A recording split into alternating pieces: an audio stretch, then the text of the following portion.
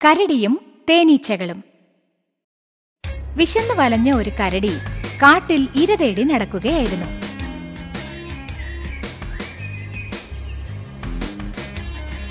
വഴിയിൽ ഒരു മരത്തിനു മുകളിൽ തേനീച്ചക്കൂട് തൂങ്ങിക്കിടക്കുന്നത് അത് കണ്ടു. അത് കണ്ട കരടിക്ക് വളരെ സന്തോഷമായി. അത് മെല്ലെ അടുത്തേക്ക് പോയി മണത്തു നോക്കി. സത്യത്തിൽ തേനീച്ചകൾ അതിനുള്ളിലുണ്ടോ അതോ തേൻ ശേഖരിക്കാനായി പുറത്തു പോയിരിക്കുകയാണോ എന്നാണ് അത് നോക്കിയത്. ആ സമയത്താണ് തേൻ ശേഖരിച്ചുകൊണ്ട് തേനീച്ചകൾ തിരിച്ചെത്തിയത്. അപകടം മനസ്സിലാക്കിയ തേനീച്ചകൾ പെട്ടെന്ന് കരടിയുടെ മൂക്കിൽ ആഞ്ഞു കൊത്തി. കരടി വേദന കൊണ്ട് പുളഞ്ഞു. ദേഷ്യത്തോടെ ഒട്ടും ആലോചിക്കാതെ തന്റെ കൂർത്ത നഖങ്ങൾ ഉപയോഗിച്ച് തേനീച്ചക്കൂട് നശിപ്പിക്കാൻ ശ്രമിച്ചു.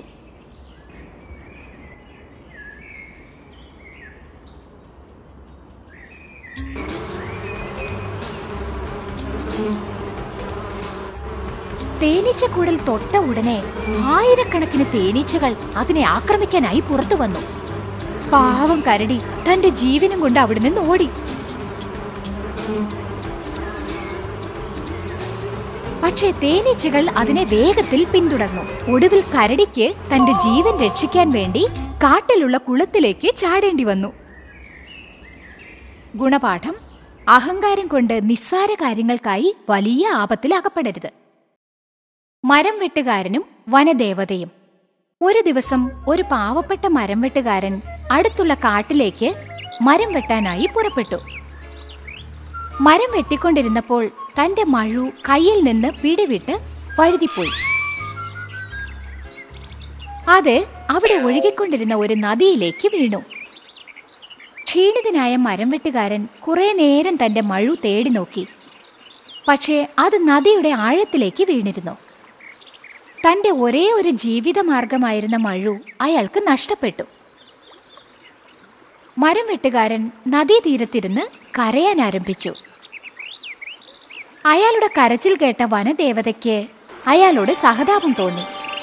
വനദേവത അയാളുടെ മുന്നിൽ പ്രത്യക്ഷയായി അയാളുടെ മഴു തിരിച്ചു നൽകാമെന്ന് വാഗ്ദാനം നൽകിയിട്ട് വെള്ളത്തിനടിയിലേക്ക് പോയി. കുറച്ചു നിമിഷങ്ങൾക്കകം കയ്യിൽ ഒരു സ്വർണ്ണ മഴുവുമായി വനദേവത തിരിച്ചെത്തി. എന്നിട്ട് മരം വെട്ടുകാരനോട് ചോദിച്ചു, "ഇതാണോ നിങ്ങളുടെ മഴു?" "അല്ല, ഇതെന്റേതല്ല," കരഞ്ഞുകൊണ്ട് അയാൾ മറുപടി പറഞ്ഞു. വീണ്ടും വനദേവത നദിയിലേക്ക് പോയി ഒരു വെള്ളി മഴു എടുത്തുകൊണ്ട് വന്നു. എന്നിട്ട് ചോദിച്ചു, "ഇതാണോ നിങ്ങളുടെ മഴു?" "അല്ല, ഇതെന്റെ മഴു അല്ല. എന്റെ മഴു ഇരുമ്പ് കൊണ്ടുണ്ടാക്കിയതാണ്," അയാൾ ഉറപ്പിച്ചു പറഞ്ഞു. വനദേവത വീണ്ടും നദിയിലേക്ക് പോയി അടുത്ത നിമിഷം തന്നെ ഒരു ഇരുമ്പ് മഴുവുമായി വന്നു. "ഇതാണോ നിങ്ങളുടെ മഴു?" "അതെ, ഇതാണ് എന്റെ മഴു," സന്തോഷത്തോടെ മരം വെട്ടുകാരൻ പറഞ്ഞു. പാവപ്പെട്ട ആ മരം വെട്ടുകാരന്റെ സത്യസന്ധതയിൽ പ്രീതയായ വനദേവത അയാൾക്ക് സ്വർണ്ണമഴുവും വെള്ളിമഴുവും സമ്മാനമായി നൽകി. അയാൾ സന്തോഷത്തോടെ തന്റെ വീട്ടിലേക്ക് മടങ്ങി.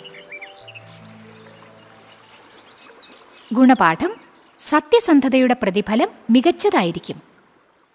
പശുക്കളും പുലിയും.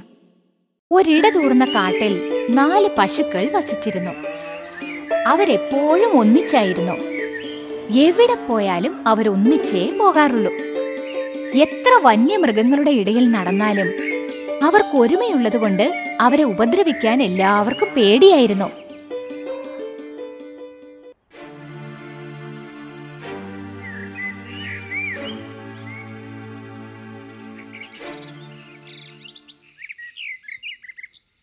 പക്ഷെ അത് പരിശ്രമിക്കുമ്പോഴൊക്കെ 4 പശുക്കളും ഒന്നു ചേർന്ന് അതിനെ വിരട്ടി ഓടിക്കുമായിരുന്നു.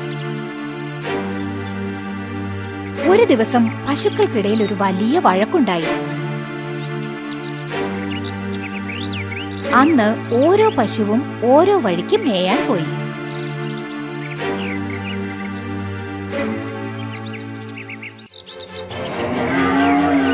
പുലിക്ക് ഇതൊരു നല്ല സന്ദർഭമായിരുന്നു. അത് ഓരോ പശുവിനെയായി ആക്രമിച്ച് പിടിച്ച് കൊന്നു തിന്നു.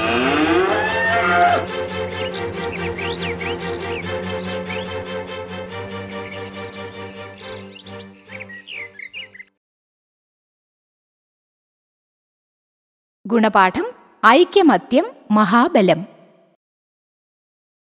പാൽക്കാരിയും അവളുടെ സ്വപ്നവും. ഒരു പാൽക്കാരിക്ക് വലിയ പണക്കാരിയാവണമെന്ന വല്ലാത്ത ആഗ്രഹമുണ്ടായിരുന്നു.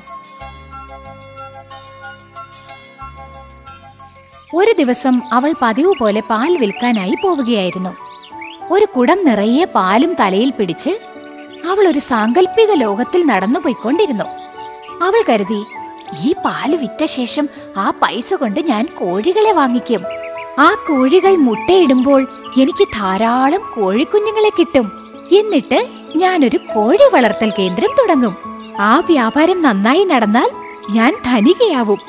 ധാരാളം സുന്ദരന്മാരായ ചെറുപ്പക്കാർ എന്നെ തേടിയെത്തും. അവരെന്നെ വിവാഹം കഴിക്കാൻ ആഗ്രഹം പ്രകടിപ്പിക്കും. പക്ഷേ ഞാൻ എല്ലാവരോടും പറ്റില്ല എന്ന് പറയും. ഇങ്ങനെ ദിവാസ്വപ്നവും കണ്ട് നടന്നുകൊണ്ടിരുന്ന അവൾ പെട്ടെന്ന് പറ്റില്ല എന്ന് പറഞ്ഞ് ശക്തിയായി തന്റെ തല കുലുക്കി. പെട്ടെന്ന് പാൽക്കുടം തലയിൽ നിന്ന് താഴെ വീണ് പൊട്ടി. പാല് മുഴുവനും ഒഴുകിപ്പോയി. അവളുടെ മനോഹരമായ സ്വപ്നങ്ങളും പാലിനോടൊപ്പം ഒഴുകിപ്പോയി. ഗുണപാഠം യാഥാർത്ഥ്യത്തിൽ ജീവിക്കുന്നതാണ് എപ്പോഴും നല്ലത്. അത്യാഗ്രഹിയായ പട്ടി. ഒരു ദിവസം ഒരു തെരുവു പട്ടി ഒരു നീണ്ട എല്ലിൻ കഷ്ണം കണ്ടു. അത് ആ എല്ലിൻ കഷ്ണവും കടിച്ചു പിടിച്ചുകൊണ്ട് നടന്നു നീങ്ങി. സമാധാനത്തോടെ ഒരിടത്തിരുന്ന് ആ എല്ലിൻ കഷ്ണം തിന്നാൻ വേണ്ടി അതൊരു സ്ഥലം അന്വേഷിച്ച് നടന്നു. പട്ടണത്തിന്റെ തിരക്കുകളിൽ നിന്ന് മാറി നടന്ന് നടന്ന് കുറച്ചകലെയുള്ള ഒരു തടാകത്തിനടുത്തെത്തി. അവിടെ ഇരുന്ന് എല്ലിൻ കഷ്ണം തിന്നാൻ ആരംഭിച്ചപ്പോൾ തടാകത്തിലെ വെള്ളത്തിൽ അത് തന്റെ പ്രതിച്ഛായ കണ്ടു. മണ്ടനായ ആ പട്ടി വിചാരിച്ചു, മറ്റൊരു പട്ടി വായിൽ എല്ലിൻ കഷ്ണവുമായി വെള്ളത്തിലുണ്ടെന്ന്. അത്യാഗ്രഹിയായ പട്ടി കരുതി ആ പട്ടിയുടെ വായിലുള്ള എല്ലിൻ കഷ്ണവും എങ്ങനെയെങ്കിലും തട്ടിപ്പറിക്കണമെന്ന്. തന്റെ പ്രതിച്ഛായ നോക്കി കുരയ്ക്കാനായി പട്ടി വായ തുറന്നപ്പോൾ വായിലുണ്ടായിരുന്ന എല്ലിൻ കഷ്ണം തടാകത്തിലേക്ക് വീണു. പട്ടിയുടെ അത്യാഗ്രഹം കാരണം കയ്യിലുണ്ടായിരുന്ന എല്ലിൻ കഷ്ണവും നഷ്ടപ്പെട്ടു. ഗുണപാഠം അത്യാഗ്രഹികൾക്ക് ഉള്ളതും കൂടി നഷ്ടപ്പെടും.